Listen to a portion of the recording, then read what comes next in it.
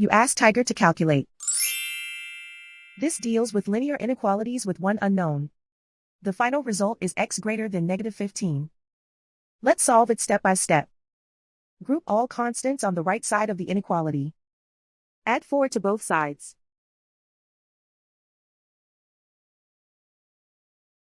Simplify the arithmetic.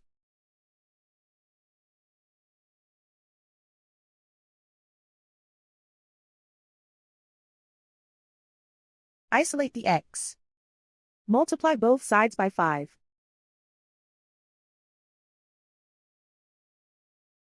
Group like terms.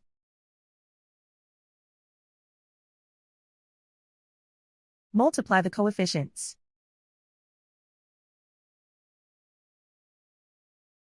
Simplify the fraction.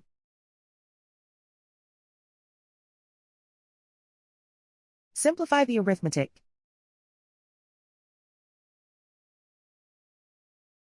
Plot the solution on a coordinate grid. And so the final result is x greater than -15.